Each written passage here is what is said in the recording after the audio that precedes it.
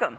Thank you for joining us today at the new Hilton Bayside Hotel in downtown San Diego for the Equal Opportunity Day Diversity Summit and Awards Luncheon. This event, sponsored by the Urban League of San Diego County, attracts industry, hundreds of businesses, community, social, and cultural leaders. This program affair is both a celebration and commemoration, welcoming today more than 500 guests. We will be honoring legends in various fields and industries, and this year's program theme is creating the next generation of diversity and inclusion. The awards presentation will spotlight businesses and individuals who've made an impact in the area of diversity and civic engagement.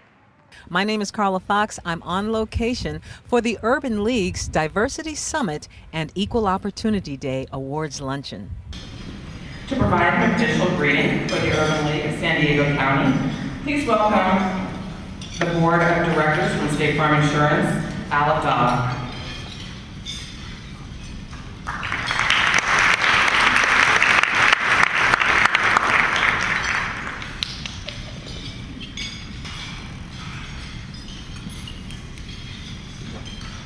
Thank you, Ms. Davis.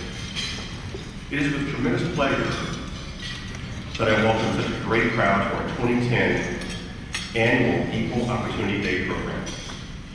There are several reasons why so many of you are here today. For many of us, it has been something of a tradition.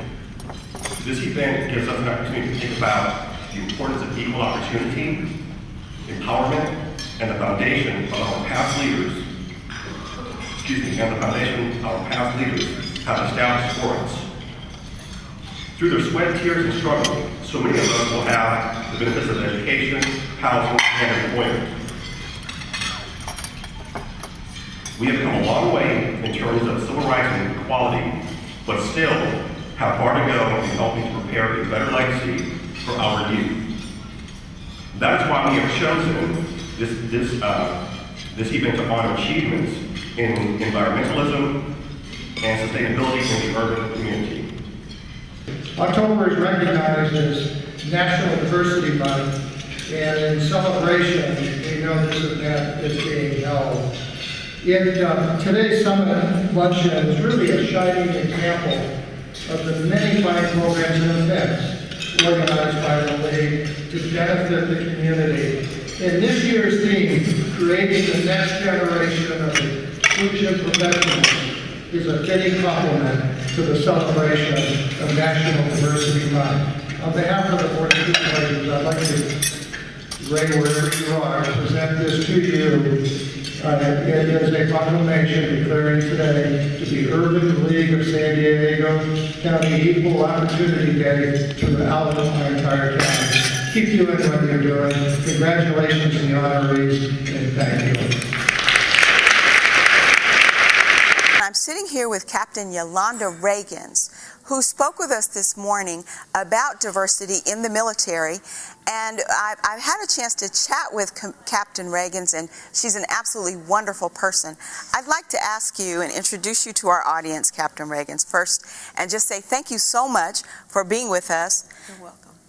And my main questions have to do with some of the things that you talked about earlier today, which is the youth. Our focus at this conference is largely about young people and what it is that's going to be happening to the next generation of leaders. And I'd like to know what you think the military can do to help them build their leadership skills. Well, I tell you, I've learned in 27 years of naval service, there's a few things that are very important. And for young people, I think they have to have the knowledge to know what it is that they want to do.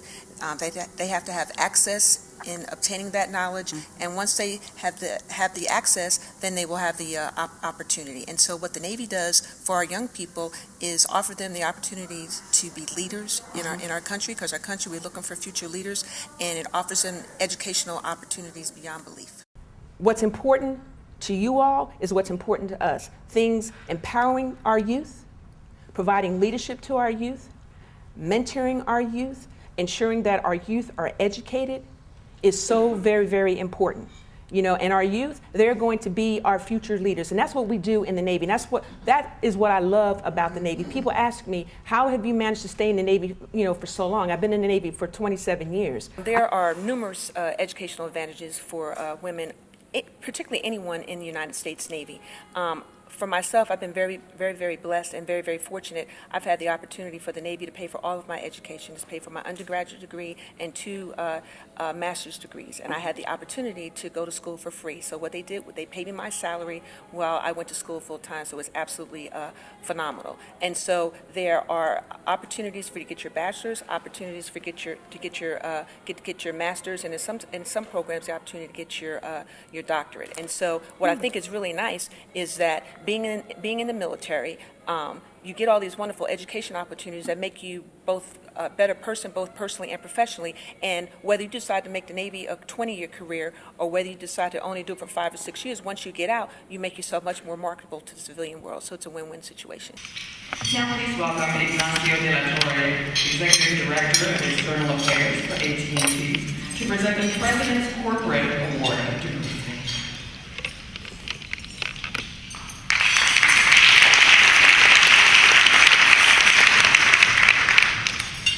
Good afternoon, everyone. The President's Corporate Award is given to organizations that have demonstrated leadership and the ability to sustain diversity through community involvement, hiring practices, promotion, and mentoring. U.S. Bank was unanimously selected by the selection committee. Robert Horstman, please come up and accept this award on behalf of U.S. Bank.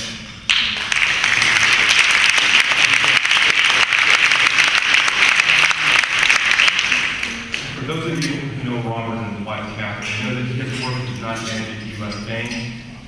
He's a part of the fabric of San Diego, and we're very happy to honor him today.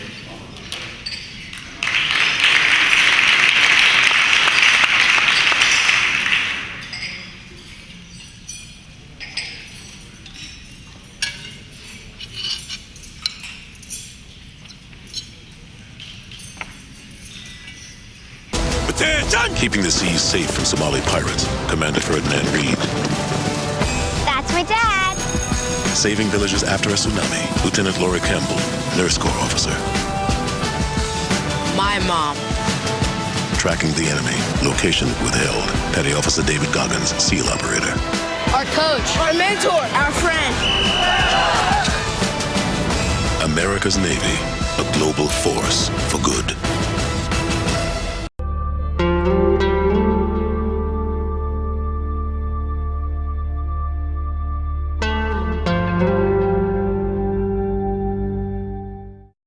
Hello and welcome to the 4th Annual Equal Opportunity Day and Diversity Summit. It's being put on by San Diego's Urban League. And today we're going to be taking a look at some of the workshops and panels that are going to be going on. Lots of great information. You're definitely going to want to stick around for this.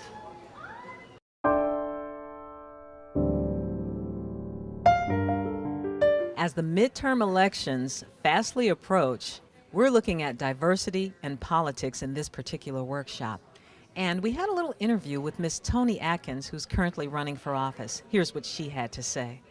Well, I think, California is one of the most diverse states in the country. We're fortunate here to have a range of ideas and perspective represented. And, democracy, that is what democracy should be about. I think we're going to stay rooted to the community diversity. So whether you talk about ethnic community or political diversity, we have it. And I think that's what we've been talking about today. How does diversity affect you in education? I think the panel was a great opportunity to get different lenses. We had discussions regarding the community and how we need to step up and be active in our schools, how we hold our educational leadership accountable, and really it was a great opportunity to hear about some of the events that are happening in our community, the collaborations amongst organizations, ways that people can get involved in our schools and help to educate our families on how do we close not the achievement gap, but how do we close the excellence gap. I'm sitting here with Jamaica Taliva. Am I saying that right, Jamaica? That's correct. You got it. And Jamaica, good. And Jamaica was part of a facilitator for a workshop today that had to do with education. One of the concerns that I'd like to bring up with Jamaica is the idea that the next generation of leaders have already begun to sort of identify themselves. And we have seen in the past couple of decades a way of describing generational change with letters. For instance, there was the Generation Xers, which described a mindset and an age group of people who were coming into the information age. And then there was the Generation Y. And now, I believe, I'm not sure if it's you guys. Z. I'm actually on the border of Generation X and Y because I was born in 1980, and so depending on who you ask, I'm Generation X or Generation Y. Okay. And then Generation Z is everyone born after 1986. My goodness. So that's not me. That's fairly recent. Those are the teenagers, and as they come into their maturity, one of the concerns I have is what's the next generation going to be? Right. What are they going to be looking like? And even for me, I think with the Generation Z, they're 24, 25 years old now. And so I think even for me, it definitely is a difference in how we communicate. I was born into a technology age, into an information technology age, and everywhere I went, we always had a computer. But this generation, they always had a computer, but they also always had video games. And so I think that their communication skills are sometimes lacking because maybe they sat in front of the video games too much. They didn't foster those intercultural communication skills that are necessary to succeed in the world today. So even for me, I'm finding that the newer generation is a little bit harder to communicate with. Isn't that something? And I know now what the baby boomers see in us. I can see some of the things in the generations behind me that the baby boomers see in us. And that, we always have our Blackberries out. We don't really want to talk to you on the phone. We want to communicate through email versus have a conversation. And now I can see some of the challenges with that for the other generations because I see them in the generation behind me as well. Well, and you're saying what you can see in them. And, one would hope that there would be a growing, not always sort of, internalized. You learn from it. You learn from it because, when I left the Navy and I started at Lockheed Martin, my boss would always tell me, well, can you please just come down here and tell me what's going on? And I would say, no, I want you to read your email. And I sent you an email yesterday, and can you please read it? And I really didn't want to have a conversation with him. But, what I realized is that that's not always the most effective way to build a relationship. You have to find a way to have something in common with the people that you work with. I think it definitely fosters a better work environment when you have that. And sometimes the only way to do that is to have a conversation, an in-person, face-to-face conversation so that you can establish that relationship. And I think that's something that Generation X, Y, and Z are all missing. Let's welcome Marty Locke. Welcome to State Assembly.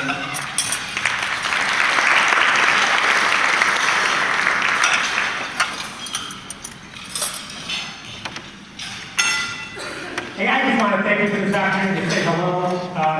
I can't express enough gratitude to the Assembly, both Republicans and Democrats, for the work that they keep the urban league are doing here in San Diego. And it's work that builds on the shoulders of many folks who came before, including, I know today in our higher ed section, I saw Cecil Stepp. And Cecil, wherever you are, thanks for everything you have done for the community and for the urban league. I have some certificates also. We're going to be presenting them to honorees when they are honored. Unfortunately, I won't be able to be here at that point in the program, but they will be presented. And those certificates come from the California State Legislature and recognize the fine work that you've all done. Please welcome Reggie White from U.S. Bank to present the President's Small Business Diversity Award.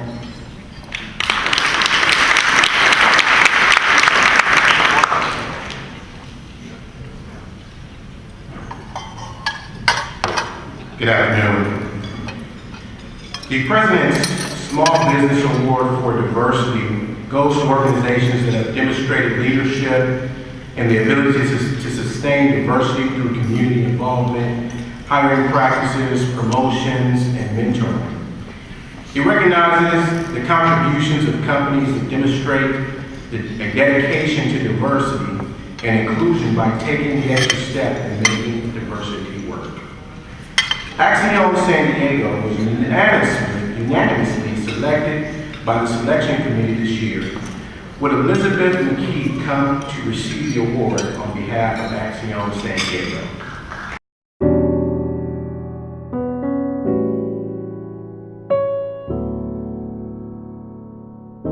I think we're particularly honored to receive this award because the diversity and array of small business owners that we serve are currently an important, impactful role in the recovery of our economy, especially because they create and maintain jobs here for the local community.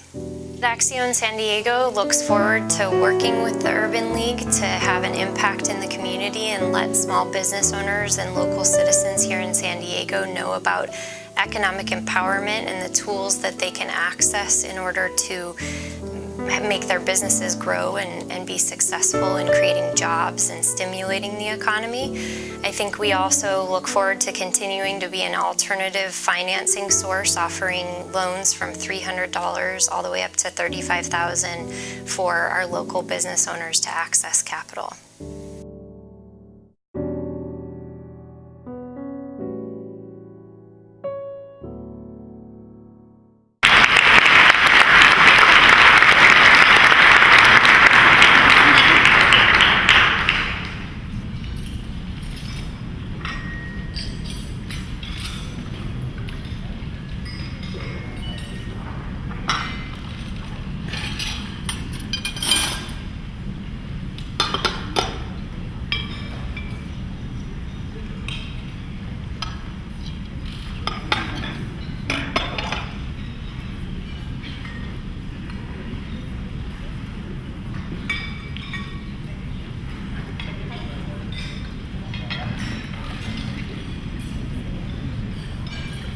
And now we'd like to welcome Gustavo Virar, Regional Vice President, City Bank, and the Board Vice Chair for the Urban League of San Diego County, who will present the President's Urban Trailblazer Award, followed by closing remarks.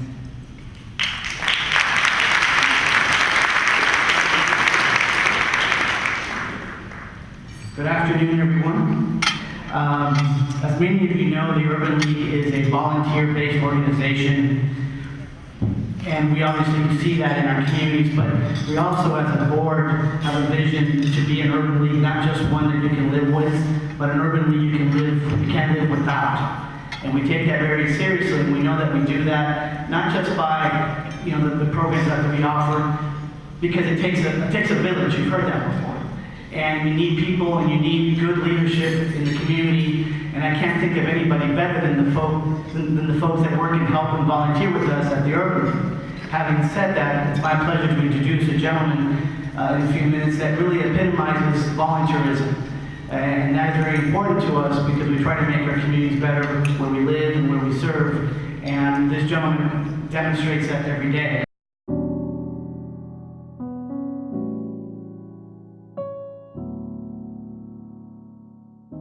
One of the conversations I've had recently with professionals who have had the luxury of being able to carve out careers for themselves and get to a financial state where they can actually look back and say, yes, I can do something for my family members that are coming behind me. And that's not limited just to football and basketball and baseball players.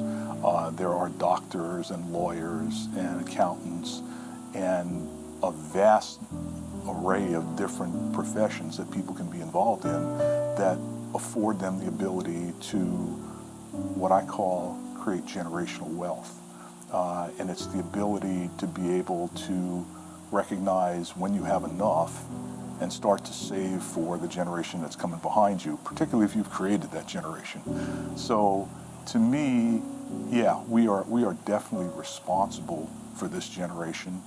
And hopefully, if we're identifying and instilling the right values, we're going to cause them, when they get to be our age, to recognize that they're responsible for the generation that comes behind them.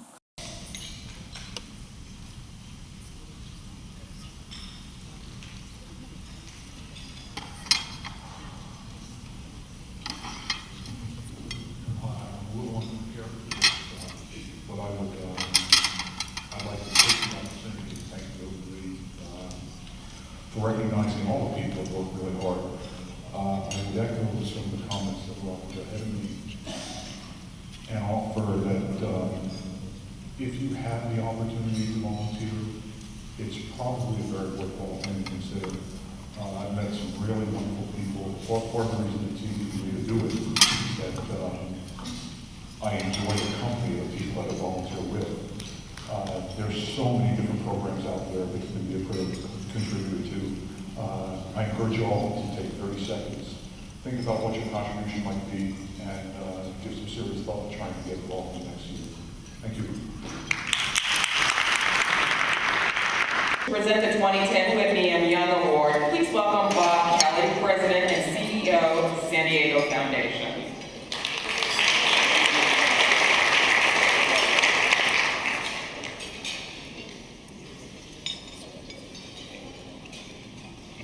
Thanks a lot. I have to follow Todd. That was great. He's amazing. I do get the opportunity to present the award, and I'm thrilled, I'm honored, and I want to say thanks to Ray King, I don't know where he is, back someplace talking to people, and the Urban League for allowing me to do this. I get to present the Whitney M. Young Jr. Award for outstanding community service to one of my favorite people, Jennifer Adams Brooks. And I've had the honor to work with Jennifer for a number of years. I've seen her work firsthand, so I know very, very well that this honor is well deserved. Before we bring Jennifer up, though, I want to start by acknowledging the man for whom this award is named. Many people, particularly the younger generation here, are not aware of Whitney M. Young Jr.'s contribution to the civil rights movement or his role in making life better for African Americans and other underserved populations in the American dream. But those who knew of him and his work had high praise for him. Politician, civil rights leader, and clergyman Andrew Young described Whitney Young as a man who knew the high art of how to get power from the powerful and share it with the powerless. Jennifer Adams Brooks bestows that same drive and commitment that Whitney M. Young Jr. possessed, and is committed to the betterment of our community. And just to give you a few examples of what I know she's done, you know, and you'll be overwhelmed, I think, you know, when you hear some of the work that she does. A lot of us are home, you know, watching reality shows. Well, Jennifer's out there taking care of us. She is on the board of directors of the San Diego Foundation. She is also the executive committee. She's the current chair of the Friends of the San Diego Foundation. She's the chair of the Civil Society Working Group. She also serves on the Board of Governance. She was the chair of Strategic Planning last year. Now she's still a member of Strategic Planning.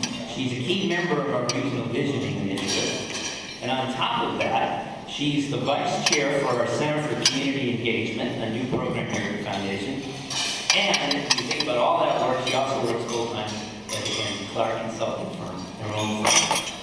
Her former posts include Chief of Staff for members of the State Assembly and City Council, Interim Executive Director for the Southeast Economic Development Corporation, serves on several local boards, including the UCSD Board of Overseers, and Jennifer and I are both graduates from UCSD, and I see the UCSD finance. And she also serves as the Vice Chair for the San Diego Housing Commission. Now, how many people in this room are doing all of that kind of work? Not a lot. Jennifer is. Whitney Young was quoted as saying, "I am not anxious to be the loudest voice or the most popular, but I would like to think that at a crucial moment, I was an effective voice of the voiceless, an effective hope of the hopelessness." That conviction of doing right for the common good, regardless of what those around you, Jennifer, may think, is a code of ethics deep within Jennifer's moral fiber. And I know that. I've seen Jennifer in action when she stands up for something she believes in. She believes in a higher purpose and will stand by her convictions, and she is willing to fight for what she believes in. For that very reason, I am delighted to announce publicly for the very first time that Jennifer Adams Brooks is our chair-elect for the San Diego Foundation.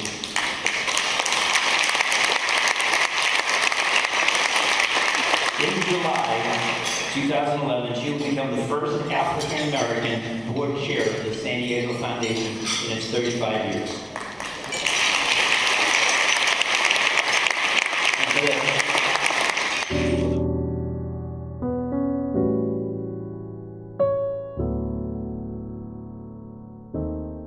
we're looking for a quality education for our children, and we feel that we're not always receiving that. We're getting a lot of conversation in recent years about the lack of funding, and there's a lack of leadership in that arena. So that's a big cavern that I think the Urban League has always stepped up and tried to fill. Employers are looking to our workforce to fill the jobs. And when you look on Genesee Avenue and Torrey Pines North, those are the jobs we'd like to see our children obtaining in the future. And in order to get that, they have to have the very best education possible. Your success is not yours alone. You're standing on other people's shoulders. Remember, use your head, think about the situation, and when you have, just do it. If it's right for you, just do it. It's your destiny. First, I would like to say good afternoon to you. You are a beautiful looking crowd of people, and just the support that the Urban League of San Diego County needs. First, I want to express my heartfelt appreciation to the Urban League of San Diego and the selection committee for this humbling recognition. I offer my congratulations to you on a successful 2010 Diversity Summit and for your commitment to the still relevant fight for racial equality, diversity, and inclusion. The recent events at UCSD have served as painful reminders of just how significant these equity issues continue to be today and how important it is for all of us to stay and become involved. Whitney Young. He became executive director of the National League in 1961 amidst an explosion of civil rights movement. He substantially expanded the League's fundraising ability, membership, and staff, and made the League a full partner in the civil rights movement. During his 10-year tenure, he worked to transcend barriers of race, wealth, and social standing to advance the welfare of Black Americans. His goals were to gain access for Blacks to good jobs, education, housing, health care, and social services. His tactics were reason, persuasion, and negotiation. For all of you young people in the room, I'm going to say that again. I want you to learn something from Whitney Young like I did. His tactics were reason, persuasion, and negotiation. Whitney Young's shoes are really big shoes to fill. I'm not so sure I can do that. So instead, what I did was looked for a common thread.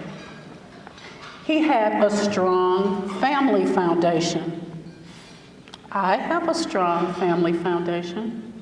I have a strong family, friend, and support network. Some of the people responsible for the person I have become today are in the room, and I would like to take a moment to acknowledge them. First and foremost, my mother, Elizabeth Adams. You could stand up, Mommy, or you could just wave your hand.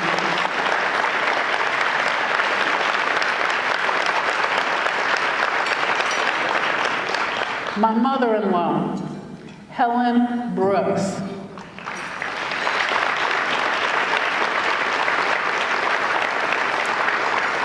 My uncle and aunt are here, Lilia and James Sampson.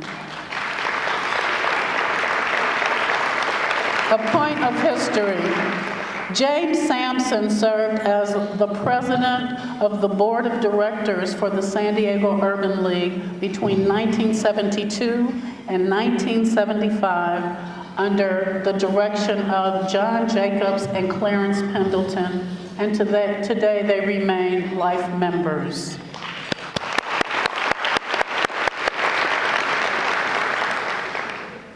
My husband, who, as Ron Roberts reminded you, for 15 years has served as a county planning commissioner, Leon Brooks.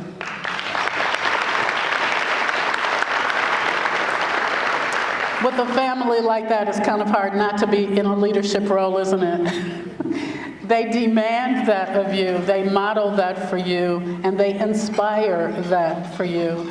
And that's the reason I'm standing here today, because of that strong core. Beyond that, there are many, many friends and supporters sitting in the audience. I really appreciate your being here, and I'd like to let you know that I have my best friend from high school, James Chitty, who drove from Los Angeles to be here today. That's how strong my network is and has always been, and you need one too. So if you don't have one, get very busy. There are a few people that couldn't be here today. My father, Richard Adams, he'd be proud. My mother reminded me that of yesterday, that he'd be proud. In addition, my mentor, the late Dr. Charles Thomas, father of Black psychology and UCSD professor. His daughter thought that he had received this exact same award in 1990, but unfortunately she could not confirm that for me. He was a wonderful leader, and with his assistance, I began a journey of leadership here in San Diego. Housing, that was one of Whitney Young's issues, and that's one of my issues.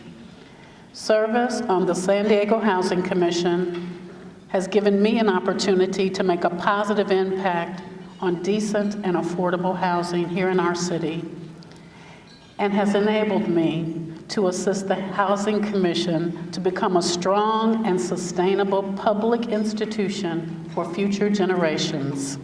Thank you, Rick Gentry.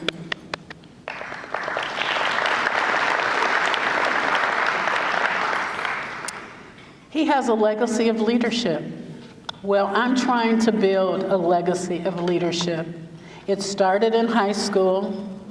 I was the president of the senior class in a primarily white community in the city of Chicago, which at the time was very racially divided.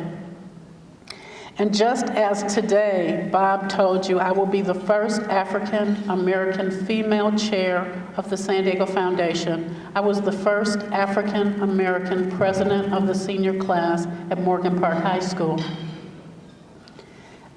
I learned a lot in that situation about not just the divide of racial discrimination, which we certainly felt. I learned about bridging racial differences. I feel I have some of that in common with Whitney Young. Not to the degree, I don't think I'll ever have a president do my eulogy like he did, but I guess it's something to shoot for, right? It's been a wonderful opportunity in San Diego, a smaller city, smaller than Chicago, where people are more accessible to you. And so I invite you to realize that there are a lot of people in this room that seemed really important when they were introduced, and they're just regular people like me. They'd happily mentor you. All you have to do is walk up and ask. So you can build the very same kind of strong foundation and network that I built. You can sit in the same boardrooms that I sit in. You can influence the same people that I influence. We're just a handshake, a phone call, or a tap on the shoulder away. And we want you to do it because we want you to succeed.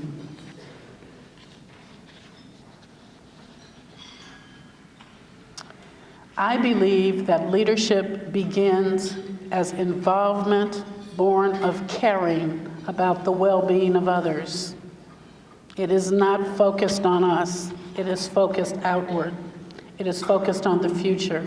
It is focused on children, and that helps it remain relevant.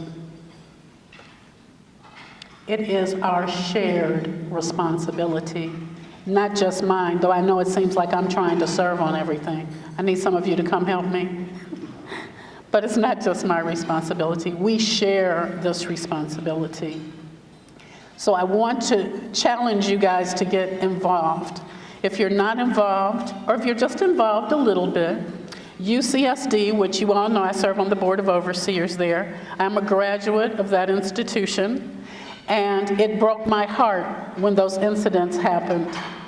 Here's what made me proud. The way the university and the chancellor reacted made me proud to be on the Board of Overseers, to be a graduate of the university, and to encourage African American students to come to this university in spite of what they saw.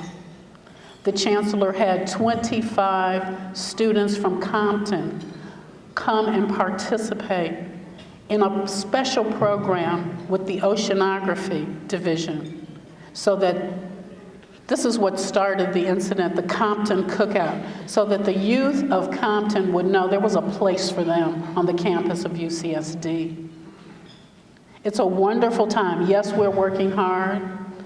The work is certainly not done, but we are standing together, students, administration, volunteers, and professors, to impact what they are calling campus climate.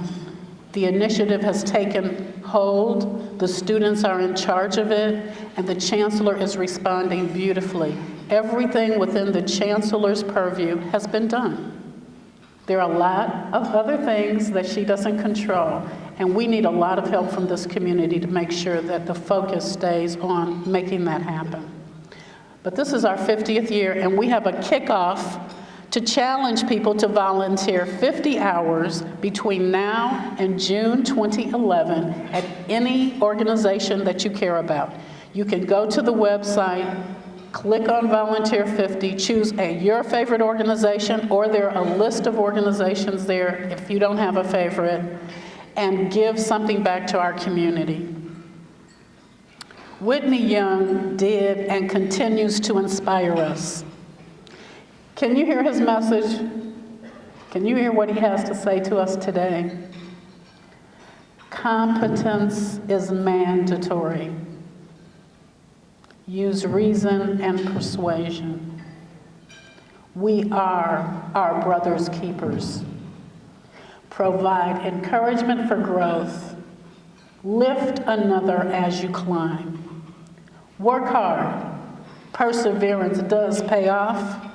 Be patient. Build and maintain strong personal relationships. Be prepared just in case an opportunity does present itself. Good jobs. Can anyone relate to that today? Nearly 50 years later, we are still working on Whitney Young's top 5 goals. I leave you with a thought-provoking Whitney Young quote.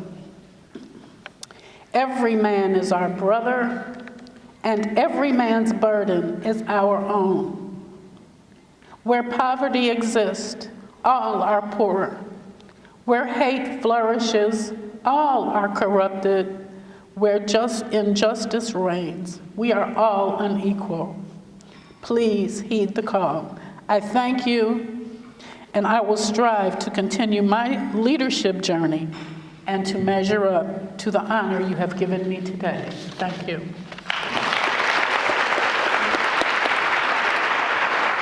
And this is from the Urban League. Thank you. Can you carry all that? I'll try. Turn around. Turn around.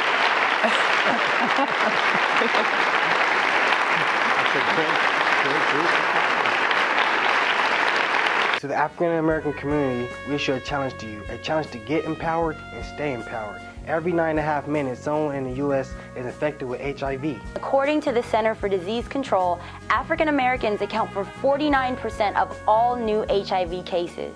and yet we're only 13% of the entire U.S. population. Of 166 new HIV cases diagnosed in children, 63% are African American children. HIV is the leading cause of death for African American women ages 20 to 34. What you don't know can hurt you. Get empowered. Get tested. Do you want to think outside the corporate box? Maybe have a shift in your career? Don't know how to handle that? What about attracting CEOs and presidents of major corporations with your skill sets and talent? Well, that's what today's Leaders Forum is all about. Here in San Diego, I run the corporate operations for this $73,000, $25 billion a year company. My name is Mark Cafferty. I'm the president and CEO of the San Diego Workforce Partnership, which is a nonprofit organization here in San Diego. It's unique in San Diego in that we are an entity that receives Department of Labor funding at the federal level. My name is Frank Artas, and I'm with Sempra Energy Utility Companies based here in San Diego. We're a Fortune 250 company. I've had a long career with the company, starting off with one of their subsidiaries, San Diego Gas and Electric Company. What we're designing is a program that will be kicked off in early 2010, which will be a leader-led learning series starting with our Chief Executive Officer, the president of the company, Dan Fulton, and his team, cascading down through the organization. The critical issue of making sure that what the Urban League is doing right now is given a lot of attention and a lot of support, because in a good economy, people tend to come together and really focus when jobs are in high demand, but the supply of skilled workers is low. One thing I love about the Navy is everybody who's in has a Navy story and just a unique telling of how they came to be into the Navy.